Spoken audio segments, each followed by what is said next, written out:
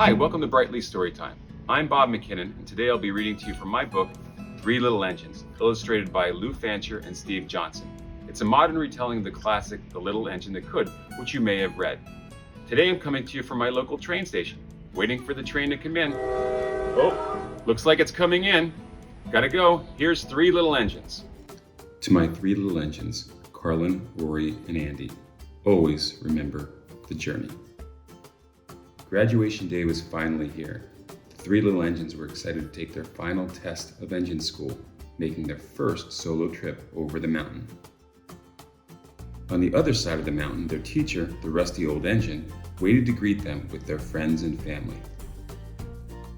Each engine took their place on a different track, waiting for their turn to be called. On track 1 whistled the cheerful and plucky little blue engine. On track 2 puffed the fast and confident yellow passenger engine. And finally, on track 3, chugged the strong and fiery red freight engine. The station master called the little blue engine. "You're up first, are you ready?" "Yes, ma'am," she replied, and off she went. The sun was shining brightly as the little blue engine rounded a few bends and continued towards tall green pine trees. When she came to the steepest part of the mountain, she wondered whether she could make it to the top. Up and up and up the little blue engine climbed, chugging, "I think I can, I think I can, I think I can." And before she knew it, she did. Merrily she puffed down the mountain, reaching the village without any trouble. The rusty old engine met her at the bottom of the hill. "Congratulations," he said, "you made it." Everyone in the village cheered, and her lights beamed brighter than they ever had before. She was so proud that her hard work had paid off. Back at the train terminal, the station master called to the yellow passenger engine. "Are you ready?" "Yes, ma'am," he bellowed, and off he went. The journey on track 2 had more twists and turns. He snaked sharply around big boulders and rumbled over bumpy ground. As a passenger engine, he was pulling lots of cars behind him. He made it up over several smaller slopes, chugging, "I think I can, I think I can, I think I can." But he grew very tired by the time he got to the steepest stretch near the top of the mountain. Dark clouds began to cover the sun. Then suddenly, strong winds and heavy rain started to blow the passenger engine back. As he tried to push forward, he chattered, I think, I can't. He could not go another inch. Exhausted, he stopped in his tracks, smoke slowly sputtering from his stack. The red freight engine, who had been waiting anxiously to follow her friends, was now up. "Are you ready?" called the station master. "Yes, ma'am," she chugged, and off she went. Her journey on track 3 had a much steeper path to the top of the mountain. She traveled up and down the many slopes, chugging loudly, "I think I can, I think I can, I think I can," the whole way.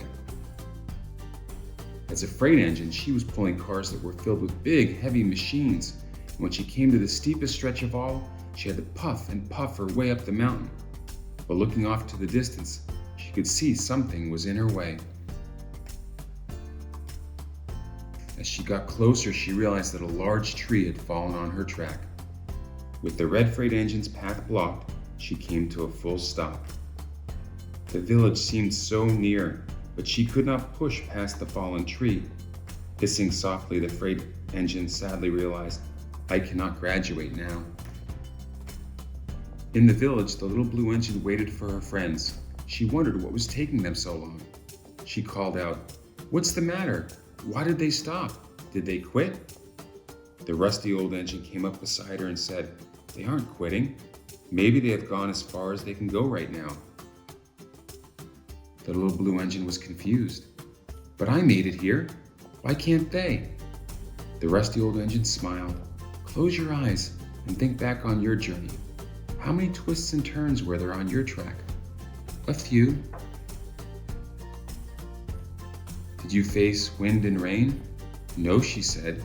"The sun was shining, and I guess there was a little wind at my back." "How many steep stretches did you have to climb?"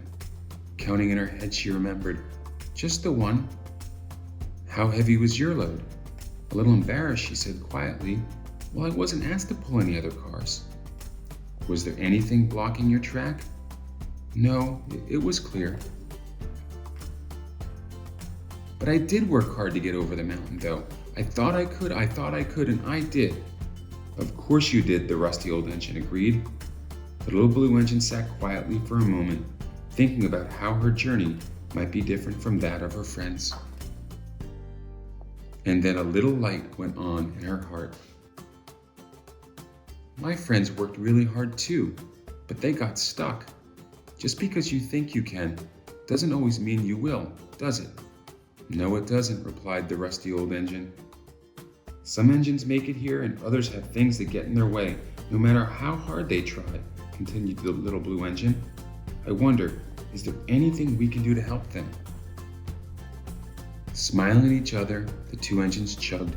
"I think we can, I think we can, I think we can." And so they did. Over the hills, into the rain, and past the trees, until finally all three engines came rumbling down the mountain. The end. I hope you all enjoyed Three Little Engines. Thank you so much for taking the time to join us today. Remember, we all have different journeys. And do you think if you see someone struggling to get over the mountain, you might give them a helping hand? I think we can, I think we can, I think we can. Please come back to Brightly Storytime soon, and I hope you have a wonderful day. Bye.